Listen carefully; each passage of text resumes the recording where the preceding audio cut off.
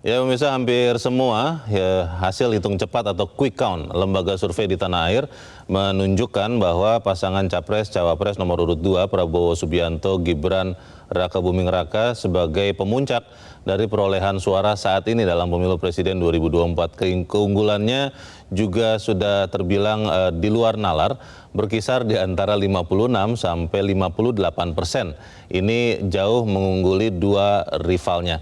Mengapa bisa ada keunggulan sejauh dan semasif itu? Mengesampingkan dugaan banyaknya kecurangan dalam pemilu kali ini, raihan suara versi hitung cepat lembaga survei menarik untuk diulas kalau dihubungkan atau dikorelasikan dengan strategi branding dan materi kampanye yang diusung oleh paslon 02 ini. Apakah benar gaya kampanye yang mengusung genre gemoy dan kemudian selalu memberikan makan gratis itu ternyata lebih membumi dan mudah dicerna dan bisa memikat sebagian besar pemilih? Dan telah hadir bersama kita 3 orang narasumber yang sudah kami perkenalkan tadi. Kita langsung membahasnya saja. Prof. Ikrar, memang kita masih menunggu hasil real count ya.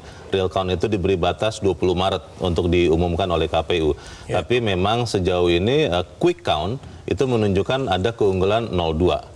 Apakah artinya bahwa sebagian besar pemilih memang benar menikmati kampanye atau strategi gemoy, makan gratis, susu gratis, dan tidak mau untuk berpikir misalnya dengan topik-topik yang lebih berat, yang lebih serius? Bagaimana, Prof. Ikrar? Ya, sebenarnya ada beberapa strategi ya. Yang pertama yang sudah pasti ya, Jokowi sebagai presiden itu tentunya juga memegang peranan penting. Mungkin poin yang pertama yang sangat berpengaruh. Kenapa demikian ya? Karena kita lihat ya, itu Presiden Jokowi itu sudah menabung apa namanya itu acceptance rate ya, itu sejak dia menjadi presiden. Saya beri contoh misalnya bagaimana dia sering berkunjung ke Papua, dan kemudian bagaimana kemudian dia juga misalnya membangun jalan-jalan tol ya, yang dulu ya banyak dikritik oleh Fadlizon ya, masa bangun jalan tol dimasukkan ke dalam apa namanya itu satu kinerja yang baik gitu, padahal itu kan bisnis gitu kan.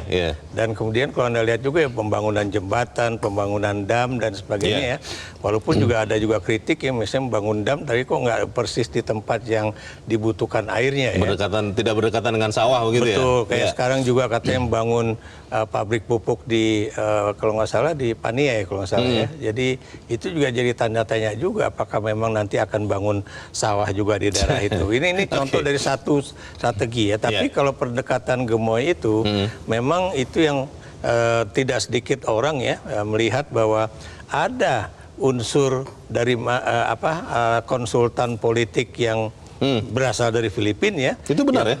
Kalau menurut saya benar ya, karena laporan yang saya terima memang ada konsultan yang itu. Konsultannya Bongbong Marcos ini? Betul. Saya nggak bilang itu konsultannya Bongbong Marcos, tapi yang jelas konsultan yang dulu juga berpengaruh di dalam pemilu di Filipina ya. Yang itu yang mendekatinya dengan pendekatan gaya Bongbong ya, yang tidak suka dengan diskusi ataupun debat ya. Bahkan Bongbong itu pernah nggak datang dalam debat ya, tapi lebih kepada pendekatan yang tadi ya, nari-nari, kemudian juga apa namanya itu wajah ya. Dan pertama kali loh dalam sejarah pemilu di Indonesia kemudian di mana potret calon presiden dan wakil presiden itu menggunakan AI ya. Jadi kayak semacam kartun lah. Itu nggak pernah terjadi ya. Makanya sebenarnya Komeng juga gaya menjadi calon DPD. Begitu ya fotonya. Gitu ya. Ini pertama kali padahal itu kan suatu yang nggak apa ya, nggak resmi lah. Dan kemudian kalau kita lihat juga ya pendekatan makan siang gratis ya, walaupun juga banyak dikritik banyak orang ya, dan kemudian juga ya bagi-bagi bansos tentunya ya, yang dilakukan oleh Jokowi ya, dan masih personifikasi Jokowi masih jauh lebih kuat dibandingkan Prabowo. Kenapa demikian? Karena kalau kita lihat ya, Prabowo Gibran ini kan adalah paslon yang jarang berkunjung untuk kampanye ya. Makanya kemudian orang banyak juga heran ya, kok jarang kampanye tapi kok tiba-tiba melonjak suaranya. Dan setiap ada kita membuat suatu kritik ya, itu malah naik gitu kan. Itu kan suatu hal yang buat saya perlu dipertanyakan ya. Nah soal ini ya, tadi Anda bilang angka quick count, jangan pasti Anda juga tahu lah ya bagaimana quick count itu dulu juga memenangkan Prabowo ya. 2019 ya. 2019 Prabowo ya, dan kemudian mereka udah alhamdulillah sujud syukur, dan kemudian begitu dia kalah langsung bilang ke media, wartawan media asing ya bahwa saya dicurangi dan sebagainya dan sebagainya. Jadi memang lebih baik kita menunggu real count ya. Real count, karena kan saya masih ingat lah apa yang dikatakan oleh Pak JK ya.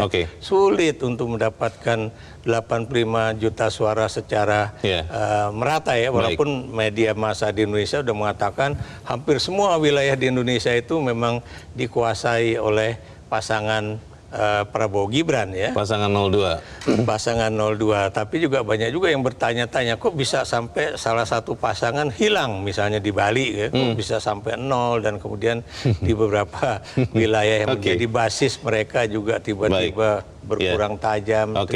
Ya, terima kasih Prof. Bicara soal quick count, tentunya kan ini tadi Prof. Ikrar sudah mengingatkan kita ke 2019, menarik sekali bahwa pada saat itu ada quick count yang ternyata berbeda hasilnya. Sebagian mengatakan yang menang adalah Joko Widodo, sebagian yang lain mengatakan yang menjadi presiden Prabowo Subianto. Pak Usman, itu kan yang membuat banyak orang bertanya, sebenarnya lembaga survei dan quick count ini itu masih menggunakan metode ilmiah yang sebenar-benarnya atau menggunakan metode ilmiah yang sebisa diaturnya. Dan itu kan akhirnya membuat kita bertanya-tanya kenapa kemudian Pak Usman dan kawan-kawan dari Forum Rektor PTMA membuat sendiri quick count-nya. Kenapa itu Pak? Terima kasih. Common concern yang memotivasi Forum Rektor untuk menggelar juga turut berkontribusi kepada perbaikan demokrasi kita untuk menggelar survei elektabilitas di Desember dan Januari, dan sekarang juga exit poll dan quick count. Jadi lagi-lagi common concern ya, kepedulian bersama para rektor di lingkungan perguruan tinggi Muhammadiyah Asia. Kenapa? Karena kita sudah terbiasa di Muhammadiyah untuk mengedepankan akhlak ya. Salah satunya etika ya. Ini akhlak yang sesungguhnya ya. Betul. Bukan akhlak yang singkatan dari apa itu, bukan ya. Bukan yang jadi tagline sebuah kementerian. Tidak. Akhlak ini ukuran moral begitu ya. Karena di Muhammadiyah kita sudah diajarkan sejak awal bahwa etika itu nomor satu. Sementara kalau dalam kondisi konteks sekarang, kekuasaan nomor satu, etika yang nomor dua. Nah, common concern itu yang memotivasi Forum Rektor untuk menggelar quick count juga. Yang kedua, kenapa kita juga menggelar itu? Karena ada sinisme di masyarakat ya kan, bahwa seperti yang dikutip, bayaran ini diaturable, bisa diatur. Kami sampaikan bahwa pendanaan survei elektabilitas, quick count, exit poll sepenuhnya didanai oleh perguruan tinggi Muhammadiyah Asia yang jumlahnya 174, lebih banyak dari perguruan tinggi negeri. Jadi tidak ada sponsor, tidak ada titipan dari manapun. Betul, dengan model crowdfunding ya, urunan ya, berkontribusi masing-masing PTMA. Bahkan interviewer kami sampai ke TPS itu tentang kontribusi masing-masing PTMA yang ada di Indonesia. Kurang lebih ada 96 perguruan tinggi Muhammadiyah Asia yang turut terlibat di dalam aktivitas exit poll dan quick count. Itu artinya, maaf nih kalau saya harus bertanya Mas Usman. Boleh. PTMA tidak percaya dengan lembaga survei lain yang memberikan quick count juga, atau ini adalah semacam apa, pembanding begitu? Siapa tahu seperti 2019 ada yang melenceng sama sekali, ini yang berusaha meluruskan. Jadi kalau disebut tadi hasilnya di luar nalar ya. Rektor Universitas Muhammadiyah Jakarta juga terkejut dengan hasilnya ini ya. Walaupun dia merangkap sebagai sekretaris umum Forum Rektor juga mengatakan bahwa kita terkejut dengan hasilnya ya. Kenapa tidak sesuai ekspektasi? Atau sesuai dengan survei-survei sebelumnya, begitu kan? Betul. Jadi ini pengimbang, betul sekali. Padahal tujuan quick count sebelumnya memang untuk menjadi mengawal integritas pemilu, supaya jadi pengontrol, bukan untuk memotivasi untuk menselebrasi tadi, bukan sesungguhnya. Tapi real count-nya, lebih tepat real count yang nanti setelah itu baru selebrasi. Jadi lagi-lagi kalau nanti ditanya bahwa hasilnya di luar nalar, itu bisa saya jelaskan bahwa ini quick count metode surveinya standar, Mas. Jadi dimanapun sama, tergantung apa, chefnya. Kalau kita masak, itu kan pasti ada unsur bawang putih, bawang merah, kemiri. Kenapa ada yang enak, ada yang enggak? Tergantung siapa yang meraciknya, kan gitu ya. Pengetahuan ya. Betul, metodologi survei di mana-mana standar. Jadi tergantung bagaimana menggunakan metode itu. Oke. Kalau ilmiah sama dimanapun ilmiah metode. Baik, pertanyaannya adalah apakah kemudian hasil quick count saat ini itu menggambarkan kondisi yang sesungguhnya? Apakah benar memang yang katanya lebih dari 50% Gen Z, millennials, itu memang lebih suka dengan hal-hal yang dalam tanda petik receh. Itu kita akan coba potret nanti selepas jeda dari Mas Nova. Apakah itu terlihat juga dari media sosial? Pemirsa tetaplah bersama kami, Live Event Indonesia Memilih. Kami lanjutkan sesaat lagi.